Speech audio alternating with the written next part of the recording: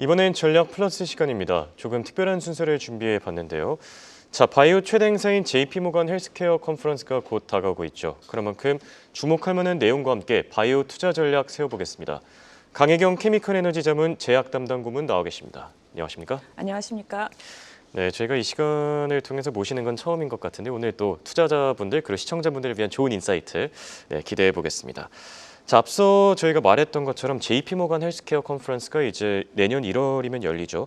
주요 키워드는 어떤 걸 꼽아볼 수 있겠습니까? 네, 2025년도의 주요 키워드로는 네 가지를 좀 꼽을 수가 있는데요. 그 비만 치료제, 항암제, 그리고 알츠하이머 치매 치료제, 그리고 신약 개발에 이제 활용이 되는 인공지능, AI 이렇게 네 가지를 좀 꼽을 수가 있습니다.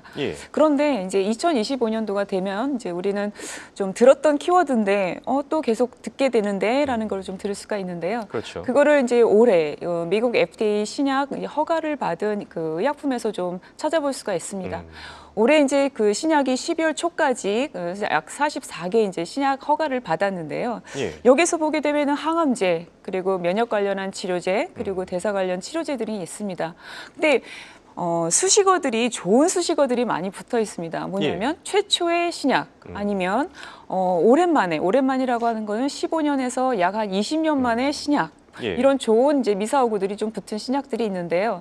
우리가 조 단위의 그 매출액을 올리게 되면 블록버스터라고 합니다. 그럼 어떻게 이렇게 좋은 약들이 출시를 하게 됐느냐라고 했었을 때는 2025년도에도 듣게 되실 키워드는 세포 유전자 치료제 아니면 국내에서도 많은 이제 관심이 있었던 항체약물 접합제 ADC죠. 그리고 이중항체 그리고 방사선 의약품 이러한 것들이 2025년도에도 계속 좀 이렇게 들리는 키워드가 될 거다 이렇게 저는 보고 있고요. 그리고 바이든 행정부부터 지금 생물보안법에서 중국 기업을 이제 견제하는 이런 그렇죠. 법안이 지금 진행 중인데요. 트럼프 2.0 시대가 돼도 이 생물보안법에 대한 거는 계속 이슈가 될 걸로 보고 있고요. 그래서 여기에 관련한 CDMO 기업도 계속 주목하는 것은 좋다 이렇게 좀 보고 있습니다. 네, 정리를 해보자면은 뭐 올해에 이어서 내년도 이제 뭐 주요 키워드가 반복될 것이다 이렇게 정리를 해주셨는데요. 그렇다면 조금 더 주목해야 될 만한 그런 포인트들도 있을까요? 지금 2024년에서 2025년으로 연결되는 거에 비만 치료제가 있고요. 그 신약을 개발하는 인공지능이 있습니다. 그러면 이게 같은데 어떻게 다를까라는 걸 좀 보실 필요가 있는데요. 첫 번째 비만 치료제 같은 경우는 2024년도에는 비만 치료제가 등장했다. 여기가 포커스라면 2025년도에는 매출액이 증가한다. 여기에 포커스가 있습니다. 그럼 매출액이 어떻게 증가할까? 이게 좀 중요할 텐데요. 다양한 이 제형이죠.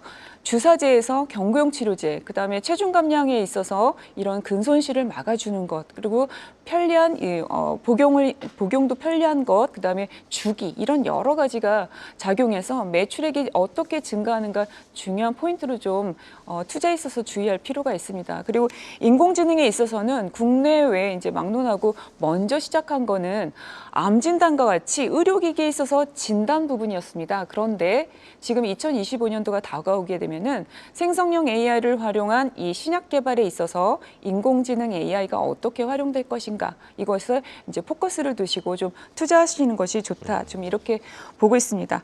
그래서 지금 인공지능 같은 경우는요, 우리가 엔비디아를 조금 우리가 이제 IT 쪽으로 해서만 좀 보시는데요.